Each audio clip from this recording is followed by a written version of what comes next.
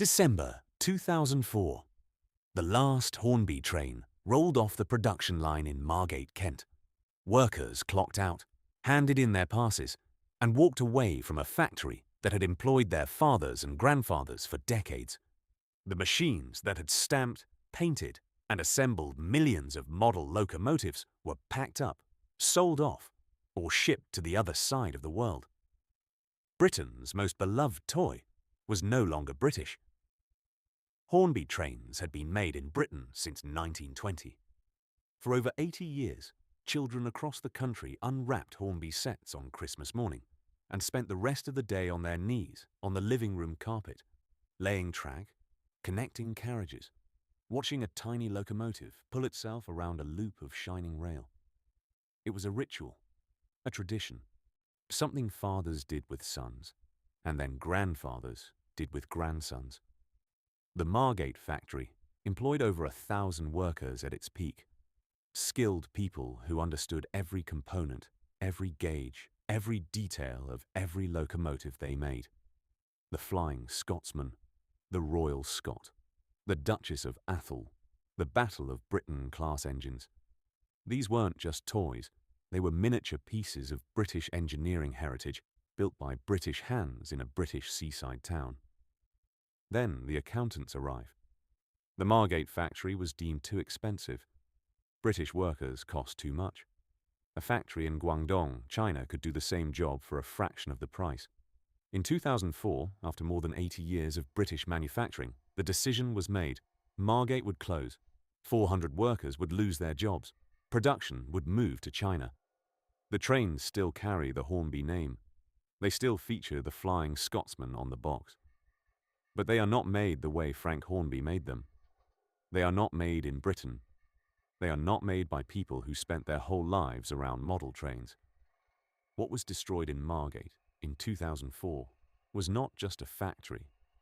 It was a legacy that had started over a century earlier with one extraordinary man and a dream he built on a kitchen table in Liverpool. This is the story of that legacy, and this is the story of how it was thrown away. Frank Hornby was born on May 15, 1863 in Liverpool. His father ran a provision merchant business, and young Frank went to work for him as a clerk after leaving school. By every external measure, his life was ordinary. He kept accounts, managed stock, processed orders. He was a clerk in a warehouse in a Victorian port city. That was his life. But Frank Hornby had an extraordinary mind and an obsession that would eventually change the lives of millions of children. He was fascinated by mechanical things, how things fitted together, how a structure could be built and then taken apart and rebuilt into something completely different. He spent his evenings reading about engineering, studying how machines worked, sketching out ideas in notebooks that nobody else ever saw.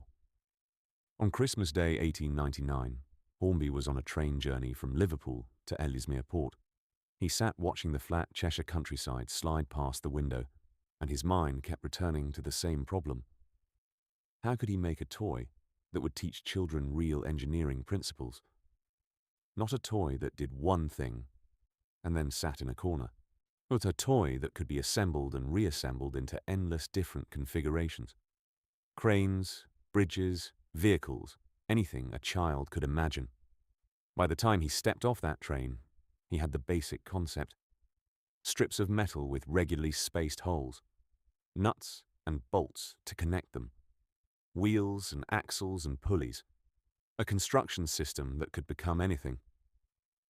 He went home and started experimenting at the kitchen table. His wife, Clara, and their children watched him work. Night after night, he refined the design, testing different hole spacings, different strip widths, different fastening systems. 2 years of evening work in a Liverpool kitchen. Then in 1901, he filed a patent for what he called mechanics made easy. The world would come to know it as Meccano. Hornby had no money to manufacture it himself. He approached David Elliott, his employer, and persuaded him to fund production in exchange for a share of the profits. It was a leap of faith from both men. Metal construction toys existed, But nothing quite like this. Nothing so systematic, so open-ended, so genuinely educational. The early sets were modest. Strips, plates, bolts, a few wheels. But children understood immediately what they had. This wasn't a toy that told you what to build. This was a toy that asked you what you wanted to build. The difference was everything. Sales grew steadily through the early 1900s. By 1907, Hornby had enough capital to buy out Elliott and take full control of the company. He renamed it Meccano Limited and moved into a proper factory in Liverpool. Each of the clerk who had spent his evenings sketching mechanical dreams on a kitchen table was now running a manufacturing company. But Frank Hornby was not finished. Not even close. By 1920, Meccano Limited was successful. Meccano sets were being sold across Britain and exported to Europe and America. But Frank Hornby was restless. He wanted to build something new, something that would complement Meccano but reach a different kind of child. A child who didn't want to build machines but wanted to operate them. In 1920, Hornby introduced the first Hornby train. It was a simple clockwork model wound with a key, running on a fixed circle of track. By the standards of what came later, it was primitive. But it worked. It moved. It was a train, and British children loved it. Hornby understood something important that many toy manufacturers missed. A train set was not just a toy. It was a world. You didn't just play with a Hornby train. You created a landscape for it. You added stations and signal boxes and level crossings and tunnels. You laid out towns and countryside on the living room floor. The train was the beginning of something much larger.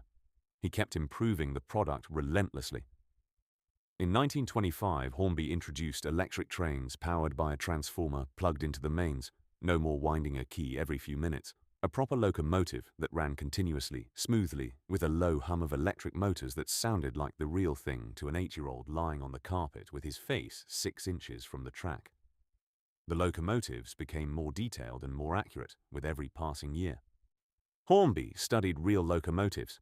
He studied the proportions, the wheel arrangements, the liveries of the great railway companies. A child who owned a Hornby Flying Scotsman could hold it up and see something that looked genuinely like the real locomotive that pulled the London to Edinburgh Express. The level of craft in those early models was remarkable for a mass-produced toy. In 1935, Hornby introduced the famous Hornby 00 range. 00 gauge, half the size of the original trains but vastly more detailed. Hornby 00 locomotives were exquisite miniatures. Every rivet, every valve, every pipe on the real locomotive reproduced in miniature on the model. Train collectors still search for pristine Hornby 00 examples today and pay serious money for them. The Margate factory became home to all of this. Fitz Hornby had outgrown Liverpool and in the 1930s consolidated manufacturing on the Kent coast. Margate was a seaside town, a holiday destination for working-class London families, a place of candy floss and donkey rides and amusement arcades. And in the middle of all of that, a factory that made the finest model trains in Britain. Workers came from Margate and the surrounding towns, Ramsgate, Broadstairs, Birchington. Families who had lived on the Kent coast for generations now had steady, skilled work in the Hornby factory. The pay was decent. The work required real skill. And there was pride in what they made because everybody knew Hornby. Everybody had grown up with Hornby. But Frank Hornby himself would not live to see Margate at its peak. On September 21st, 1936, he died at his home in Liverpool at the age of 73. Same, he had started with a patent filed from a Liverpool terrace and ended with 3 of the most beloved toy brands in British history. Meccano, Hornby trains, and Dinky toys, the die-cast model vehicles he had introduced in 1934 and which would become a legend in their own right. 1 man, 3 icons, built in 35 years from a kitchen table. The company he left behind was strong, respected, and deeply embedded in British childhood. What happened to it over the following decades would have broken his heart. Through the late 1930s and into the post-war years, the Margate factory became the heart of British model railways. Not just Hornby, the factory produced Meccano sets, Dinky toys, and the full range of Hornby trains all under one roof in Kent. Thousands of workers, thousands of products, millions of children waiting for Christmas. The post-war economic boom was good for Hornby. Returning servicemen started families. Those families had children who needed toys. The 1950s were perhaps the greatest decade the Margate factory ever knew. Production ran at full capacity. New locomotive models were introduced regularly. New accessories, new track layouts, new passenger coaches finished in the liveries of the newly nationalised British Railways. A Hornby train set under the Christmas tree in the 1950s was not a luxury. It was an aspiration that millions of British families could realistically achieve. The sets were not cheap, but they were not beyond reach, and once a family had the basic oval of track and a locomotive, they could add to it every year. Another coach, another siding, a signal box, a station building. The system was designed to grow. His workers at the factory understood they were making something that mattered to people. Men who had laid track at age 7 were now building the trains that other 7-year-olds would unwrap on Christmas morning. Some of those workers had fathers who had done the same job before them. The Margate factory was not just an employer. It was a piece of the community's identity. The factory employed skilled toolmakers who cut the dies from which every component was pressed, skilled painters who applied the intricate liveries by hand in the early years and by precision spray equipment later, quality control inspectors who checked every locomotive against exacting standards before it left the building. This was not a factory that made disposable products. This was a factory that made things meant to last for decades. And they did. Hornby trains from the 1950s still run today. The motors still turn. The wheels still roll. The paint is still bright on models that are 70 years old. The 1960s brought change, as they brought change to everything in Britain. Competition from cheaper imported toys began to bite. Television advertising became essential and expensive. The simple oval of track that had satisfied a child in 1952 felt inadequate by 1965. Children wanted more detail, more features, more sophistication. Hornby responded with the double O-gauge system that became the industry standard. Smaller, more detailed, more accurate than anything that had come before. The locomotives were extraordinary miniatures of the real thing. A Hornby Class 9F steam locomotive in British Railways, black livery, sitting in the palm of your hand. Every detail rendered in metal. Every wheel perfectly in gauge. It was a work of craft as much as a toy. The Margate factory was good at this. The workers had the skills. The toolmakers could cut dies to extraordinary precision. The painters could apply transfers and details that made the finished models look like photographs of the real locomotives at small scale. When Hornby got a model right, nobody else in the world could match it. But the company was about to run into trouble, and the trouble did not come from the factory floor. It came from the boardroom.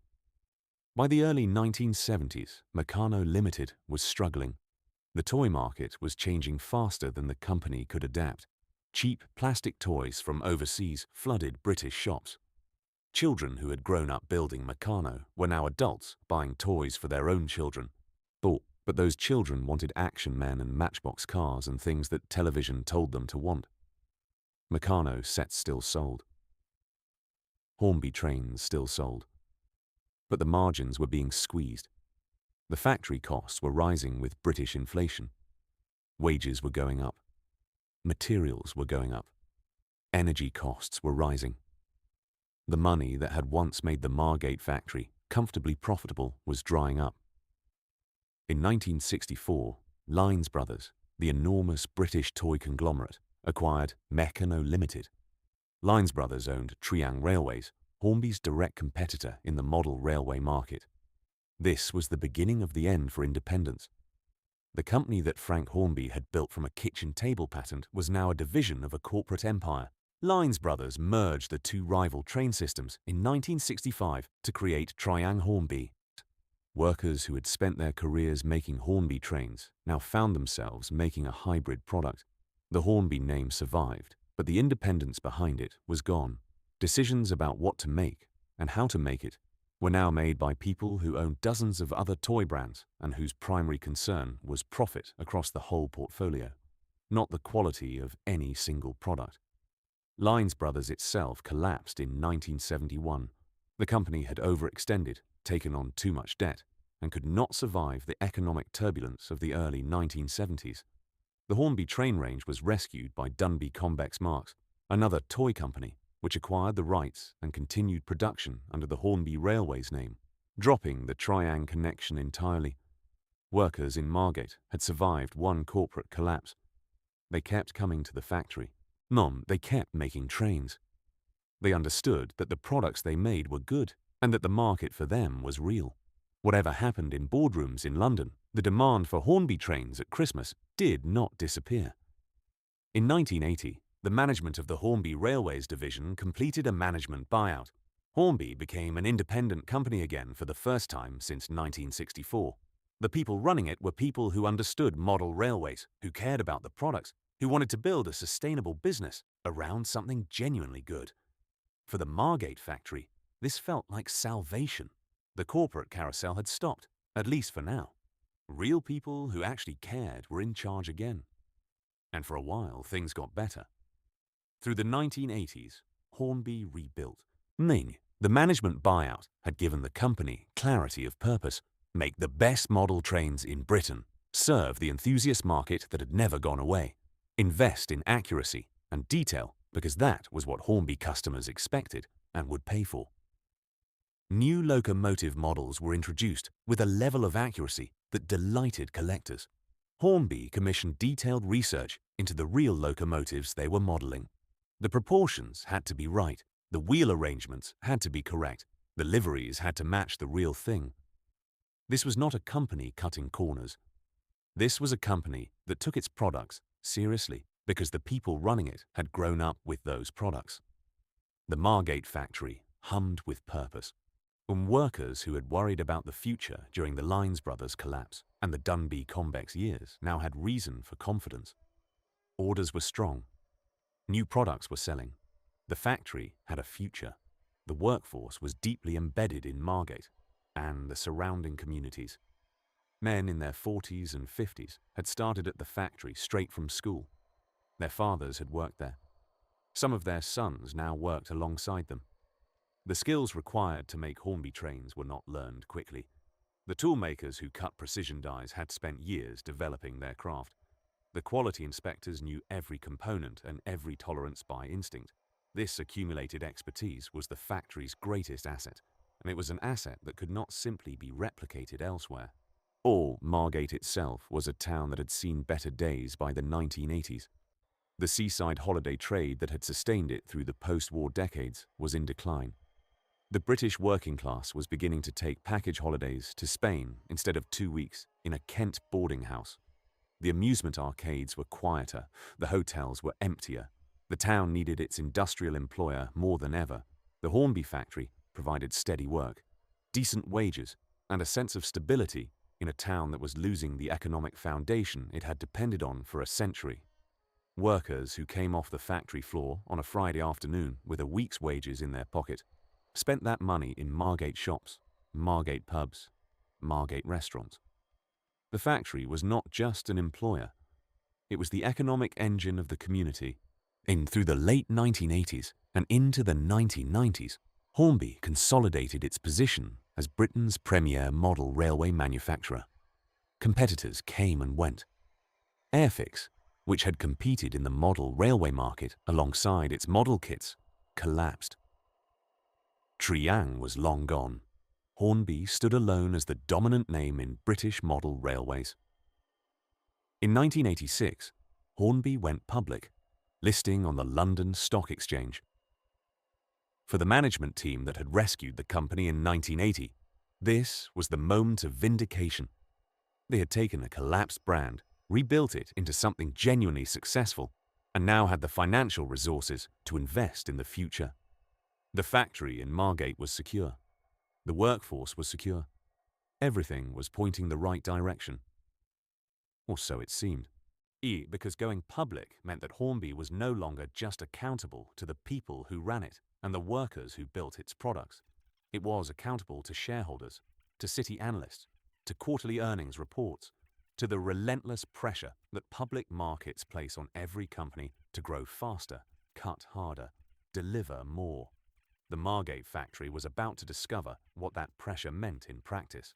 The 1990s were good years for Hornby on the surface. Sales were solid, the brand was strong. The enthusiast market was growing as the generation that had grown up with Hornby trains in the 1950s and 1960s reached middle age with disposable income and a desire to reconnect with the toys of their childhood. Adult collectors were a different market from the Christmas train set buyer. They wanted more detail, more accuracy, more limited editions of specific locomotives that had personal meaning to them. Hornby responded with increasingly sophisticated products. The level of detail on a high-end Hornby locomotive in the mid-1990s was extraordinary. Handrails finer than a human hair. Cab interiors detailed enough to see the controls. Motor sounds programmed to match the real locomotive's engine note. This was not a toy anymore. This was a precision miniature. The Margate factory was capable of producing this work because the workers who did it were exceptionally skilled. But exceptional skill takes time to develop, and it takes investment to retain. And as the 1990s progressed, the pressure to cut costs and improve margins began to work against that investment. New management arrived at Hornby during the 1990s with a different perspective on the business. The people who had led the management buyout in 1980 were aging. New executives came from broader business backgrounds. They looked at the Margate factory and they saw an operation that was expensive by the standards of the global toy industry. Because by the 1990s, the global toy industry had fundamentally changed. Manufacturing had moved east on a massive scale. Factories in China, in Taiwan, in South Korea were producing toys at costs that British factories simply could not match. A Chinese factory worker earned a tiny fraction of what a Margate factory worker earned. Electricity was cheaper. Land was cheaper. Regulations were less demanding. The cost advantage was not small. It was enormous. Other British toy companies were already making the move. Production that had been in British factories for generations was shifting to Chinese contractors.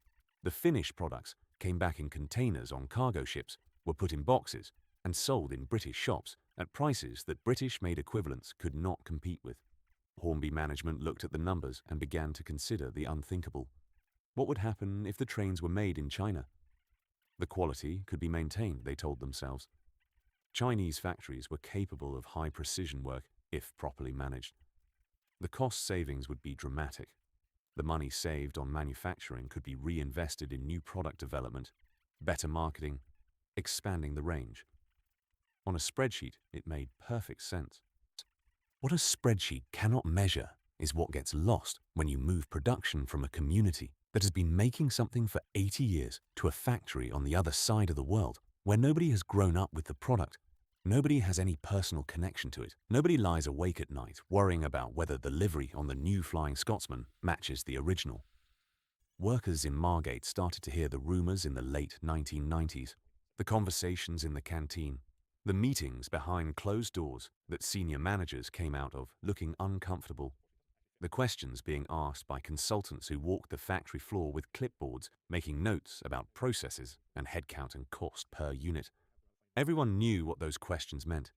They had all seen it happen to other factories in other towns. The clipboards always arrived before the announcements. In 2001, Hornby confirmed what workers had feared. The company announced that it would begin transitioning production to China, not immediately, not all at once. The process would be gradual. Some products would continue to be made in Margate while new Chinese production was established and quality standards were proven. The Margate factory would not close overnight. But it would close. The announcement landed in Margate like a physical blow. Workers who had given 20, 30, 40 years to the factory now understood that what they had built, the skills they had developed, the traditions they had sustained, had a finite endpoint. The question was no longer whether the factory would close. It was when. Some management spoke about the decision in the careful language that corporations always use when they are doing something that they know is indefensible to the people it affects most. Changing competitive environment, global manufacturing realities, ensuring the long-term sustainability of the business, the need to invest in future product development. What they meant was simpler. Chinese workers are cheaper. We are moving the jobs. The transition took 3 years. From 2001 to 2004, Margate and China ran in parallel. New tooling was set up in Guangdong province. Chinese workers were trained on Hornby's processes and quality standards. Products were transferred one by one from Margate to the Chinese factory as the new production was approved. In Margate, workers lived with a strange kind of extended grief, for to every product that transferred to China was a step closer to the end. Every month that passed was a month of the factory's remaining life being used up. Workers who had planned to retire from Hornby, who had expected to see out their working years on the same factory floor where their fathers had worked, now had to face a different future. Some found other work. Younger workers with transferable skills could adapt. Margate did not have an abundance of alternative manufacturing employment, but some found their way into other industries. Others retrained. Others moved away from the Kent coast to find work elsewhere. The older workers were the ones who suffered most. Men in their late 50s who had spent their entire working lives in that building. Who knew every machine, every process, every product. Whose hands had assembled millions of locomotives over careers spanning decades. Those men did not have a plan B. The factory was not just where they worked. It was who they were. In December 2004, the last Hornby train was manufactured in Margate. There was no ceremony, no gathering of workers around the final model as it came off the line, no cake, no speeches, no acknowledgement from the company that something significant was ending. Just the end of a shift, the clocking out of the last workers, the switching off of the last machines. 400 jobs gone, 80 years of British manufacturing finished. The Hornby factory in Margate was closed. The trains that had been made there since the 1930s would now be made in Guangdong, China, 5,700 miles away, in a factory where none of the workers had grown up with a Hornby train set. Oh, where Christmas morning meant nothing in particular, where the Flying Scotsman was just a reference number on a production order. Hornby was honest, to its credit, about the quality challenges that came with the move to China. The early Chinese production had problems. Tolerances that had been second nature to Margate toolmakers had to be learned by a new workforce from scratch. Some models came back with fit issues. Running quality was inconsistent.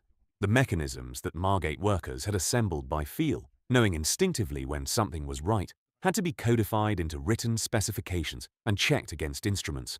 It took years to bring Chinese quality up to what Margate had delivered routinely. Enthusiasts noticed.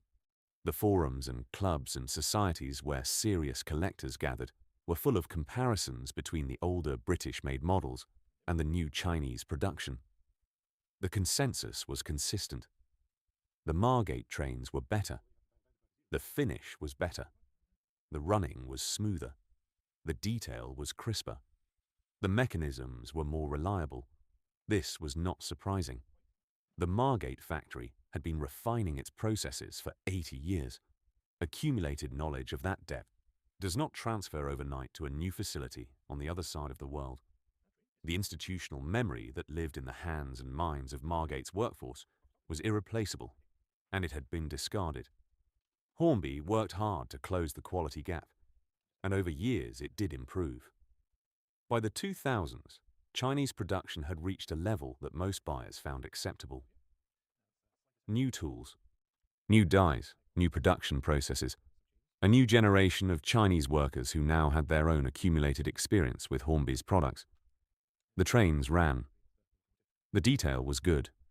The prices were lower than they could ever have been from a British factory. But something was gone that no amount of quality improvement could replace. The connection between the product and the place that made it. The sense that a Hornby Flying Scotsman was a piece of British craft made by British hands in a British town. That story, which had been true for 80 years and which was woven into every box and every locomotive, was no longer true. Hornby still markets itself on British heritage. The website talks about a proud British tradition. The packaging still features the Union Jack. The catalogues still use the language of British railway history. The great express trains, the legendary classes, the heritage lines that still run steam locomotives through the British countryside on summer Sundays. All of that imagery is real. British railway history is genuine and extraordinary and worth celebrating. But the trains that carry those images are made in China. The connection between the product and the heritage it invokes is a marketing exercise, not a manufacturing reality. The pride in British craft that Frank Hornby built his company on was outsourced to Guangdong in 2004 and has not come back. Margate in the years after the Hornby closure was not in good shape. The seaside economy had been declining for decades. Tourism revenues were a fraction of what they had been in the 1960s and 1970s. The high street had emptied as out of town. Retail took trade away. And unemployment was among the highest in Kent. The Hornby factory had been one of the last significant employers of skilled manufacturing workers in the town. When it closed, 400 people lost jobs that paid decent wages and provided long-term stability. Those 400 workers had families. They spent their wages locally. They supported local businesses, local pubs, local shops. The economic ripple from 400 manufacturing jobs is not 400 people without work. It is a much wider wound in the local economy. The factory building itself stood empty for years after the closure. A large industrial facility on the edge of a seaside town in economic decline is not easy to repurpose. Developers came and went. Proposals were made and fell through. The building deteriorated. Eventually, like so many closed factories across Britain, it was demolished. The physical evidence that Hornby had ever made anything in Margate was erased. The site was cleared. What replaced it was unremarkable. There is no monument to the workers who spent their careers there, no plaque on the wall where the factory stood, no permanent reminder that this was once a place where the trains that sat under 1 million British Christmas trees were built by skilled hands. The older residents of Margate remember. They remember when the factory employed their neighbours, their brothers, their fathers. They remember the sense that Margate had something real, something productive, something that the rest of the country knew about. When somebody in Yorkshire or Scotland or Cornwall unwrapped a Hornby train on Christmas morning, they were holding something made in Margate, Kent. That meant something to the people of Margate. It does not mean that anymore. Margate has reinvented itself in the years since the Hornby closure. The Turner Contemporary Gallery opened in 2011 and helped establish the town as an arts destination. Galleries and independent cafes and creative businesses have moved into spaces that factories and shops once occupied. Property prices have risen as Londoners discovered a seaside town they could reach in 90 minutes on the high-speed rail link. The new Margate is interesting and in many ways impressive. But it does not employ 400 skilled manufacturing workers. It does not provide the kind of stable, generational employment that the Hornby factory provided. The young professionals who now drink flat whites in the seafront cafes and visit the gallery are not the children and grandchildren of the men who once made trains in the town. Those families are gone, scattered, absorbed into an economy that no longer has a place for what they were good at. What did Britain lose when Hornby left Margate? 80 years of manufacturing expertise destroyed. The toolmakers who could cut a die to tolerances measured in thousandths of a millimetre. The assemblers who could fit the mechanism of a locomotive by feel, who knew when it was right before they even picked up a gauge. The painters who understood how a livery had to sit on a curved surface to look correct. That knowledge took generations to accumulate. It was gone in an afternoon. 400 jobs lost in a town that could not afford to lose them. Not temporary jobs, not seasonal work. Career jobs, lifetime jobs. The kind of employment that lets a person buy a house, and raise a family and retire with something to show for 40 years of work. Margate had too few of those jobs even before December 2004. The product itself was diminished, not destroyed, not ruined, but diminished. The connection between a Hornby train and British craft, between the model and the heritage it represents, was severed. A Hornby Flying Scotsman made in China is still a good model. It is not the same thing as a Hornby Flying Scotsman made in Margate by people whose grandfathers made Hornby trains in Margate. The difference is real, even if a spreadsheet cannot see it. And Frank Hornby's legacy was reduced. The man who built 3 British toy icons from nothing, who gave generations of British children their most treasured possessions, whose name is still on millions of boxes around the world, that man built his company on the idea that quality was worth paying for, that craft mattered, that the pride of making something well was inseparable from the value of what was made. All of that was sacrificed for a lower cost per unit. The corporate owners who made the decision to close Margate were not villains. They were people responding to genuine, competitive pressures in a global market that had changed fundamentally. The decision made financial sense, but financial sense and human sense are not always the same thing. And the human cost of what happened in Margate in 2004 did not appear on any balance sheet. Hornby still exists. The brand is strong. The trains are still sold in shops across Britain and around the world. Children still unwrap Hornby sets on Christmas morning. The Flying Scotsman still sells in huge numbers. On the surface, everything is fine. But the Margate factory is gone. The workers are gone.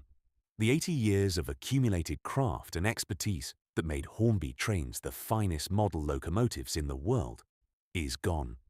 The connection between the product and the country whose heritage it celebrates is gone. What remains is a brand name on a box, a Union Jack on packaging, and a factory in Guangdong that fulfills the orders.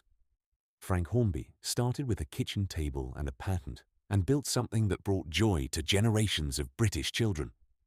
It took him 35 years to build it. It took corporate shareholders 20 years to hollow it out and ship what was left to China. The trains still run, but they are not British anymore, and they have not been for a long time. So let me ask you, do you remember your first Hornby train set? Do you still have one somewhere, packed away in a box in the loft, the locomotive still running, the paint still bright after 50 years? Did your father or grandfather work at the Margate factory? Maybe you grew up in Margate and watched that factory employ your neighbours for decades. Maybe you collect vintage British made Hornby, and you know exactly what the difference feels like in your hands. Tell your story in the comments below, because these stories matter. Because the people who built those trains deserve to be remembered. And because once the generation that remembers is gone, the memory goes with them. If this video meant something to you, hit the like button and subscribe. There are more stories like this one. Stories of British and American companies that built extraordinary things, employed generations of workers, and were destroyed by the same short-term thinking that closed the Margate factory in December 2004. These stories need to be told before they are forgotten entirely.